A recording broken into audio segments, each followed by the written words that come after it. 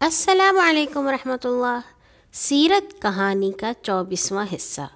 ننھے منھے اچھے ساتھیوں، کل ہم نے سنا تھا کہ کس طرح ہمارے پیارے نبی صلی اللہ علیہ وسلم لوگوں کی خدمت کر کے خوش ہوتے تھے، مہمان کی عزت کرتے تھے اور بہت بڑے دل کے مالک تھے۔ آج ہم سنیں گے کہ ہمارے پیارے نبی کے اندر ایثار کتنا زیادہ تھا۔ ایثار کا مطلب ہوتا ہے کہ اپنی ضرورت کو چھوڑ کے دوسرے کی ضرورت کا خیال رکھا جائے۔ ایثار کا درجہ سخاوت سے بڑھ کر ہے۔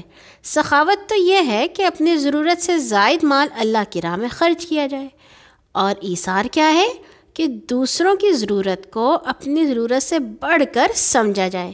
اس میں خواہ اپنا نقصان ہو جائے لیکن اللہ کو راضی کرنے کے لیے اس کی پرواہ نہ کی جائے۔ ہمارے رسول پاک صلی اللہ علیہ وسلم سب سے بڑھ کر ایثار کرنے والے تھے۔ ایک دن ایک قبیلہ بنو غفار کا ایک شخص آپ کے ہاں مہمان ٹھہرا۔ اس دن رات کے کھانے کے لیے آپ کے گھر میں صرف بکری کا دودھ تھا۔ آپ نے سارا دودھ مہمان کو پلا دیا اور خود فاقہ کیا، یعنی کہ کچھ بھی نہ کھایا، حالانکہ اس سے پہلی رات بھی آپ فاقے سے تھے۔ ایک دفعہ خاتون نے آپ صلی اللہ علیہ وسلم کی خدمت میں ایک چادر پیش کی۔ آپ کو چادر کی ضرورت تھی، آپ نے لے لی۔ ایک صحابی نے اسی وقت اس چادر کے لیے اپنی ضرورت بتائی، آپ نے فوراً وہ چادر ان کو دے دی۔ اسی طرح ایک بار ایک غریب صحابی کی شادی تھی، ولیمے کی دعوت کے لیے ان کے پاس کچھ نہ تھا۔ جب ہمارے نبی کو معلوم ہوا تو اپنے گھر سے آٹے کی بوری منگا کر ان کو ولیمے کے لیے دے دی، حالانکہ اس دن اس آٹے کے سوا آپ کے گھر میں کھانے کی کوئی چیز نہ تھی۔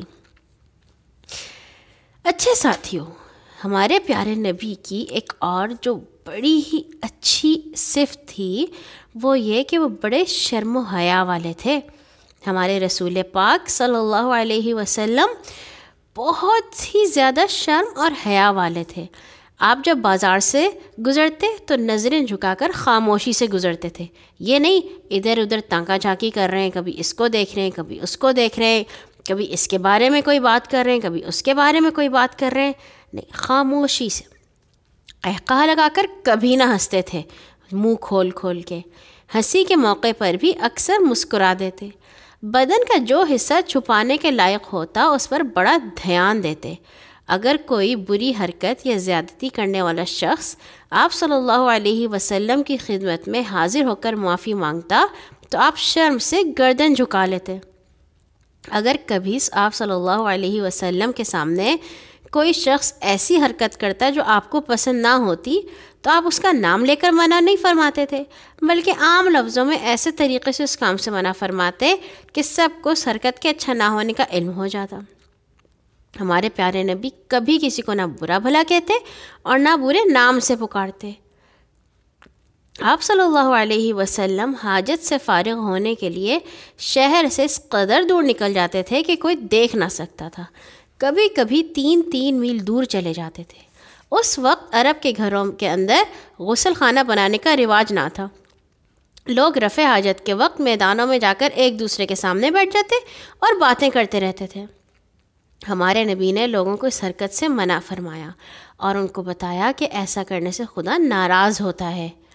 ہمارے نبی کہا کرتے تھے کہ ہر ایک دین کی ایک صفت ہوتی ہے، اسلام کی صفت حیا ہے، اور حیا سے صرف بھلائی ہی حاصل ہوتی ہے۔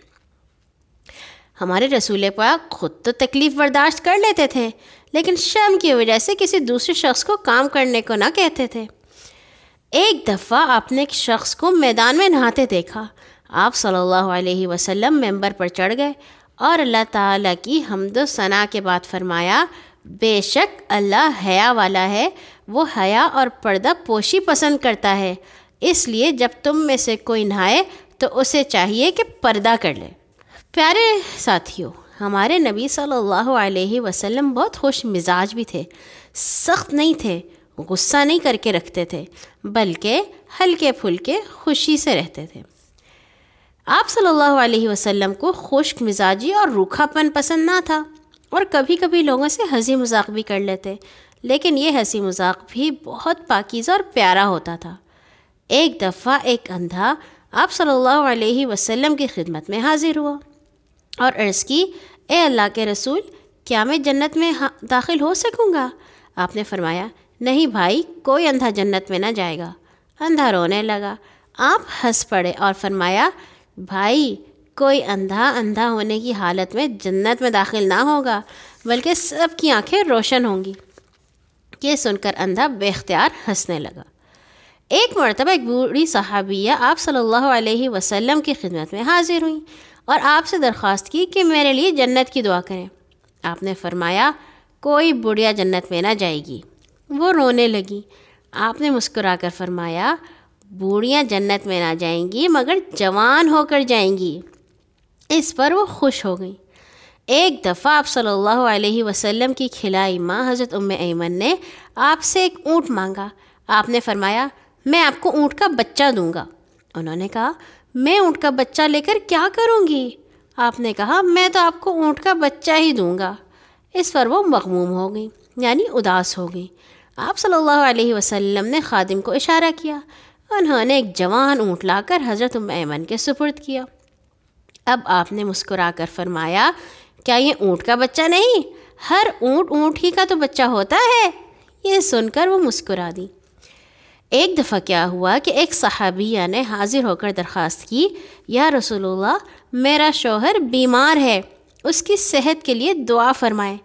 آپ صلی اللہ علیہ وسلم نے فرمایا، تمہارا خاوند وہی ہے جس کی آنکھ میں سفیدی ہے؟ وہ حیران ہو گئی اور گھر جا کر اپنے خاوند کی آنکھ کھول کھول کر دیکھنے لگیں۔ انہوں نے کہا، کیا بات ہو گئی؟ کہنے لگیں، رسول اللہ صلی اللہ علیہ وسلم نے فرمایا ہے کہ تمہارے خاوند کی آنکھ میں سفیدی ہے۔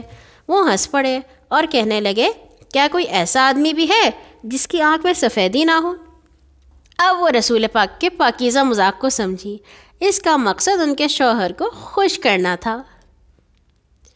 اچھا بچوں، کل ہم سنیں گے ہمارے نبی صلی اللہ علیہ وسلم کس طرح لوگوں سے بات کیا کرتے تھے۔ اللہ تعالی ہمیں اور آپ کو ان کی سنت پہ چلنے کی توفیق عطا فرمائے۔ اللہ حافظ۔